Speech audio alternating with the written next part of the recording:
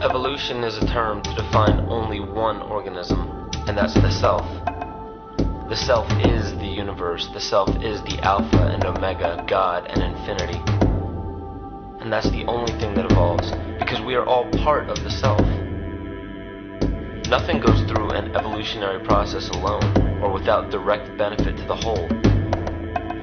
So when you begin to think that there's this controlling elite, this controlling hand behind the curtains leading the planet to destruction, when you think the end is near, the apocalypse, Armageddon, and when you think we as a species are doomed, it is not they, it is you that brought this about. And for a very good reason.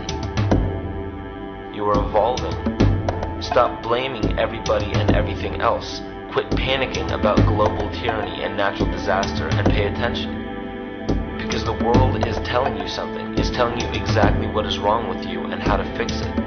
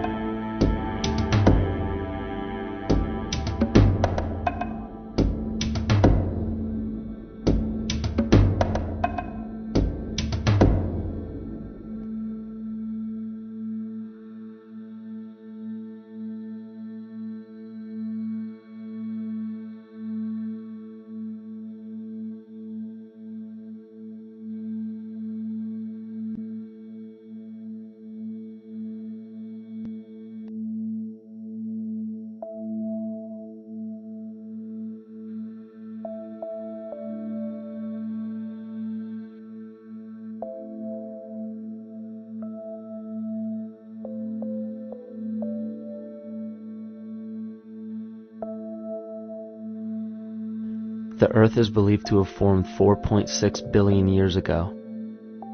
Within the first 150 million years, it began cooling and releasing gases from the lithosphere, which created the earliest forms of the Earth's atmosphere. Prior to the creation of this atmosphere, the sun's ultraviolet radiation made for uninhabitable conditions. But as the Earth cooled further, water condensed in the atmosphere, and oxygen accumulated, making way for organic compounds. This spawned single-celled organisms, and then plant life. And down through time, the evolutionary chain continued. And then we arrive at a species that does not seem to fit as well as the rest. Homo sapiens' gestation period of 9 months mimics the 3.8 billion year evolution of all life on Earth. The human embryo repeats the evolution of all species. When the sperm and egg unite, this new creation is a single-celled organism. Within hours, this single cell divides and multiplies more rapidly than any other species. 4 weeks later, the embryo begins to develop gills mimicking aquatic life. A few weeks later, it develops lungs and a tail with reptilian appearance.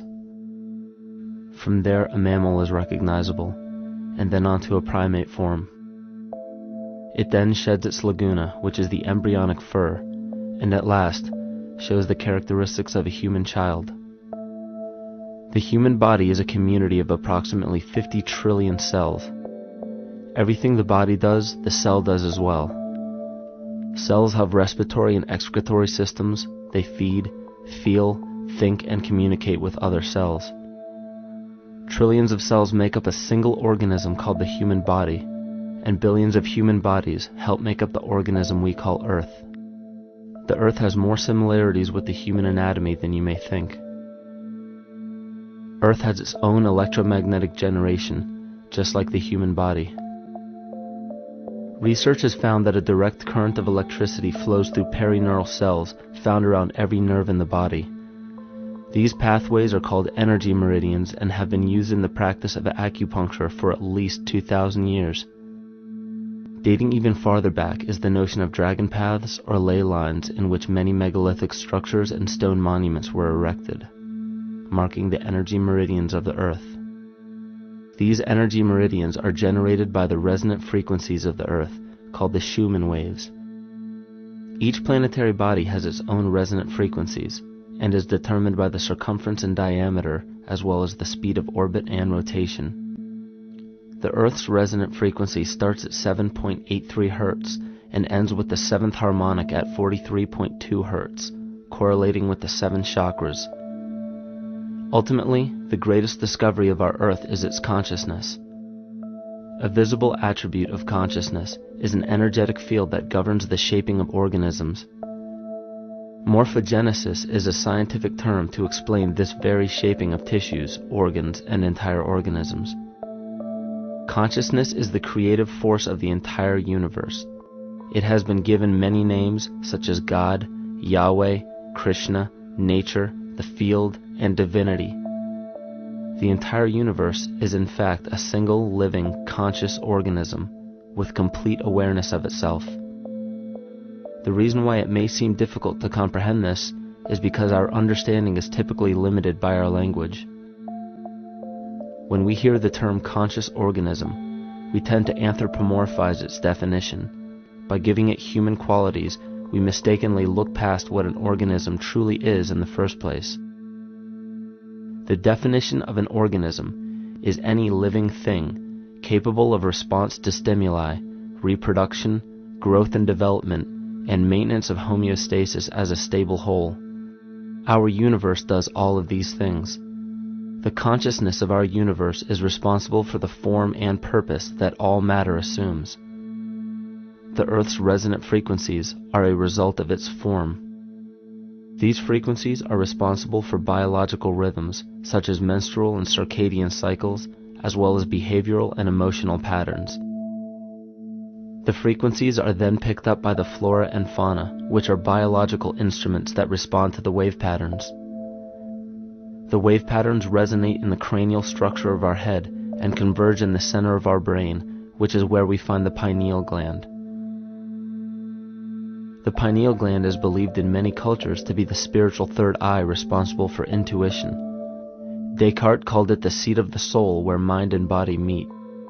Each individual cell in our body receives an electromagnetic impulse from our central nervous system.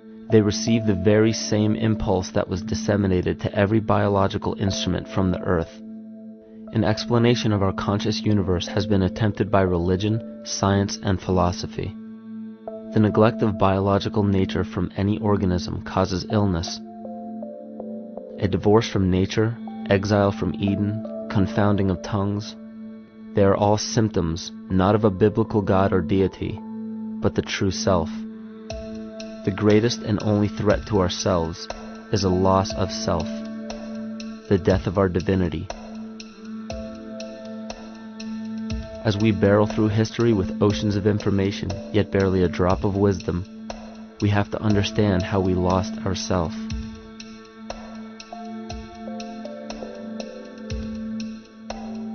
In sacred texts and ancient scriptures left by our ancestors, we find an incredible link between stories of creation, a great flood, the war of the gods, the Messiah dying for the sins of man, end-time prophecies, and similar characters. These correlations show up in myths from cultures that supposedly had no contact with one another due to distance in geography and time.